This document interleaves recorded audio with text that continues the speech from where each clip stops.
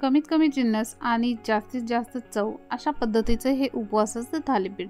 तर आज आपण साबुदाण्याचे थालीपीठ कसे बनवायचे याची रेसिपी पाहणार आहोत। करायला अगदी सोपे आणि चवीला अतिशय उत्तम असा हा पदार्थ आहे। चला तर मग सुरुवात करूयात। नमस्कार मंडळी, सोनालीज रेसिपीज मध्ये तुम्हा सर्वांचं खूप खूप मनापासून स्वागत। तर साबुदाण्याचे थालीपीठ बनवण्यासाठी सर्वात आधी आपल्याला घ्यायचा आहे साबुदाणा। हा इन्स्टंट साबुदाणा मी घेतलेला आहे, जो आकाराने थोडासा बारीक असतो आणि भिजवायलाही खूप सोपा असतो। अगदी अर्ध्या तासात म्हणलं तरी हा भिजून तयार होतो। तर याची खिचडी उत्तम लागते, पण आज आपण थालीपीठ पाहणार आहोत। त्यासाठी मी 3 ते 4 बटाटे उकडून घेतलेले आहेत। आता हे बटाटे आपल्याला खिसणीने खिसून घ्यायचे आहेत।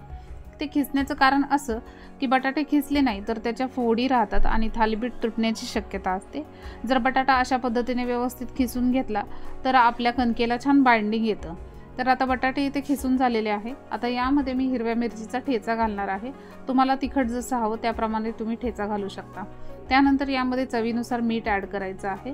मीठ ॲड केलं की यामध्ये जो भिजवलेला साबुदाणा आहे, इन्स्टंट साबुदाणा, तो मी थोडा थोडा करून इथे ॲड करून घेणार आहे।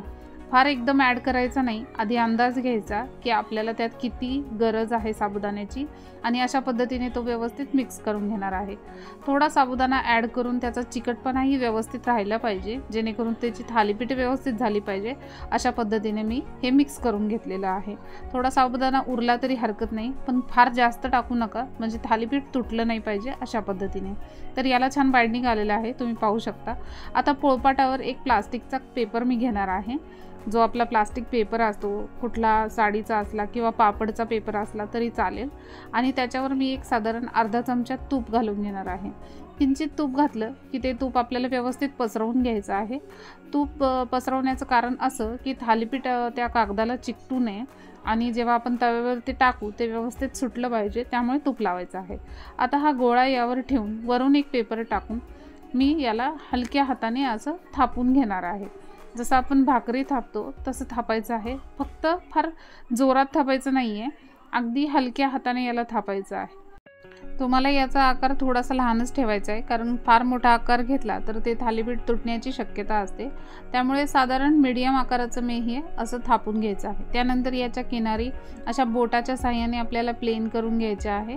यालाही फार त्रास लागत नाही, फक्त बोटाने असं फिरवलं तर त्याची किनार अगदी प्लेन होऊन जाते, कारण मऊसूत झालेलं असतं ते पीठ बटाट्याच्या किसामुळे।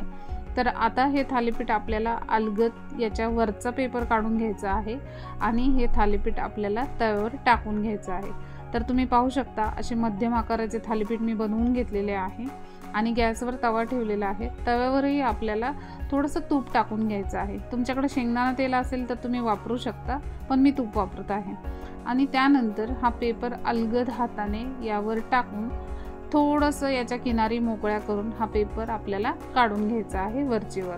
पेपर काढल्याच्या नंतर साधारण 7 ते 8 मिनिटं याला हात लावायचा नाही, याला छान शेकू द्यायचे। नंतर उलटण्याच्या साहाय्याने याच्या कडा मोकळ्या करून घ्यायच्या आहे आणि हळूवारपणे हे थालीपीठ आपल्याला उलटं करून घ्यायचं आहे। शेकल्यावर थोडासा आकार आणखी कमी होऊ शकतो, काही हरकत नाही। त्यानंतर हे जवळजवळ 4 ते 5 मिनिटं दुसऱ्या बाजूने शेकलं एका ताटामध्ये काढून घ्यायचं आहे।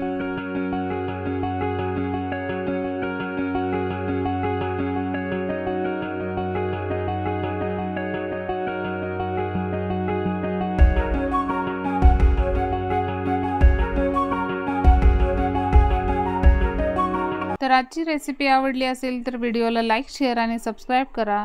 आजच्या व्हिडिओमध्ये एवढंच, भेटूयात पुन्हा एका नवीन रेसिपीसोबत। तोपर्यंत धन्यवाद।